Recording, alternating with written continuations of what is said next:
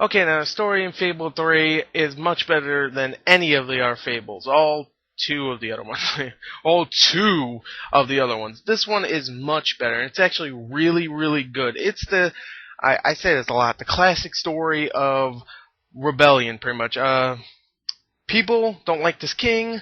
The king's brother, obviously the prince, is just like fed up with his brother ruling and dictating and just pretty much killing people for almost no reason. So he pretty much makes a revolution, and he wants to go and take over as king so he can make Albion right. And on his way, and of course that's the hero, so you play as him. And on his way, he recruits a whole bunch of other people, builds a freaking pretty much a clan, and attacks this king who is his brother. So it's pretty classic tale, but, I know I didn't explain it all that great, but, it's still really good because you have really likable characters.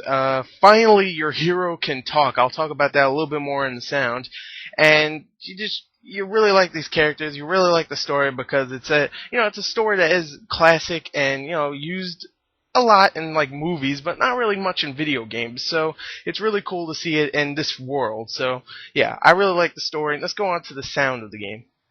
Okay, now the sound in this game is fantastic. That voice acting is just superb. I mean, you have Simon Pegg, who I love, Michael Fassbender, who is in a lot of movies nowadays. He was in Glorious Bastards, he was in Centurion, which came out 2 months ago, and he was in Eden Lake, which I just reviewed. And now he voices the king, the corrupt king, and he's really good also. I don't know who voices the actual hero. He doesn't talk all that much, but when he does, it's cool that he has a voice, and he sounds like a hero. He has that kind of British accent. He sounds like a like 22-year-old. I don't know how old the hero is. They don't really explain. But yeah, I mean, it's cool to have him, have a voice. You have John Cleese, who plays Jasper the Butler. John Cleese is awesome, so that's really it. Ben Kingsley plays this old guy that's really just wants to explode things. I don't remember his name, so sorry about that. And yeah, just the voice acting and the sound effects also are really good. So yeah, sound is great. So let's go on to the graphics. Okay, now the graphics in Fable 3 is probably the weakest part of Fable 3, and I would say maybe the whole series too, because Fable 1 and 2 look really, really good, but I love those games. I'll just say it right here. It's probably the weakest part of those two also, even though they're really, really good.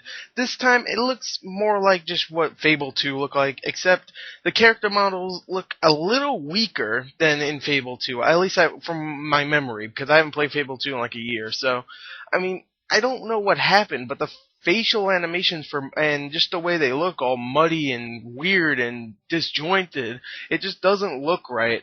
But the environments themselves are sometimes really good and sometimes breathtaking. There was one part where you're in a desert and it looked amazing. I was like, oh my god, but you don't spend that much time in there. So I'm like, oh, okay, but still, it looked fantastic. And there's a whole bunch of different effects here and there. You get to cast spells like in Fable 2 and Fable 1, and they all look really good. And the enemies look great also. Their character models are a little better. Maybe not for the human characters, but maybe for like the Hobbs and the Shades and the Balverines, all those. They look really good, but character models are pretty weak. So graphics are really good, just not great like Fable 1 and 2, I would say. Fable 1 and 2's graphics were great, but just the weakest part of those games, even though I love them. It's a little confusing for me to say. It's the weakest part in this game also. It's the weakest part in the Fable series. So, yeah. Let's go on to the gameplay. Okay, now the gameplay in Fable 3 is, I'll say it right here, and I'll say it for all of the Fable games, it's the best part of the game. I love the gameplay in this. Sure, it might get confusing sometimes. The camera might get a little wonky. Sometimes it might go a little too high, maybe a little too close in combat. But I will say right here, the controls for the actual combat is really smooth, and the combat is extremely fun. Mostly because you can mix it all up. You get a gun, you get a sword or a hammer, whatever you want to choose, and you get spells, and you can mix those up a whole bunch of different ways. Spells, you can actually interweave two spells, so you have like a fire ice ball or something like that, and that's really cool. You can also get different swords. You can also get different guns. You can get like a pistol, a shotgun, or like a rifle. Fable, you can get a whole bunch of different weapons. Let's just say that right there. So there's a whole bunch of different ways you can kill your enemies. You also get a whole bunch of different enemies too. You get mercenaries, you get shades, you get sand creatures, I forgot what they're called. You get the sand creatures, you get the balverines, you get the hobs, you get a whole bunch. You get hollow men, you get a whole bunch of different kind of enemies. The game, unlike all the other Fables, is actually pretty long. It's about, I would say, 13 to 14 hours, and Fable 1 and 2 were both like about 7 to 8, maybe even 9 hours, but you also had side missions in that. And this one you have a whole bunch of side missions. Now you have the regular side missions where there's actually a story to go with that side mission, but there's also side missions in this game where you just like do relationship quests, which is like if you want to be someone's friend, like a random civilian's friend, you have to go do like a delivery mission or talk to someone or something like that, or like bring someone to somewhere, and that's really cool. I mean, it's gonna get repetitive obviously soon because it's mostly the same kind of thing, just go and deliver something, but it's still kind of cool to have it there. The addition of this new kind of menu system where it's all in real time and you don't actually go through a menu is really cool. So if you wanted to pick up a weapon, you go to this place called Sanctuary, you press start, you go there, and you just actually walk up to your weapon that you want to pick. Alright, I want this kind of spell, I want this kind of gun. And then you unpause and you go back to your action. And that's really cool, and it actually goes well, it goes perfectly with the game. You can also do small things like buy houses and rent them out so you can make some extra money. And you can also actually work in the game like in Fable 2. And this one it's much better because you actually upgrade those much more than you could in Fable 2. So you can get more money if you're like level 5 and stuff. So it's a little easy to make money in this, but it'll take you some time before you can make a lot of money. But when you get to that point, you'll definitely make tons and tons of money. So yeah, that's really cool. And also later on in the game, you actually become the king. Not the Burger King, but you become the king, and you actually make a whole bunch of different kingly choices, and that's really, really cool.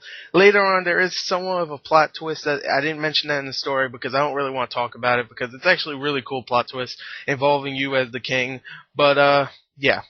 Being the king is cool to switch, to make different decisions throughout your adventure. You can like make different decisions on what you said earlier in the game. Like you promised something, and you have to actually live up to the deal. And will you actually live up to it, or will you say screw it for the benefit of the people? So yeah. I really, really like that. I really love this game, and overall, I think I talked enough about the gameplay for me to tell you I love this game. I really do. I love Fable 3, even though it has some glitches here and there, and it's still not the longest game like for any other RPG. It's still a pretty good length, and you also have co-op multiplayer, which is pretty good and runs pretty smooth. So, yeah. Overall, I love Fable 3. It's definitely one of my favorites of the year, and Fable is still one of my favorite RPG series of the year. I mean, ever. Not of the year, but ever. And yeah, go get this game if you love Fable. If you don't, then it's probably not going to be a buy for you, but at least rent it. It's still really good. So, yeah. Oh, no, it's not really good. It's really awesome. I love this game. Yeah. Thank you, and check the description for the written review, and goodbye.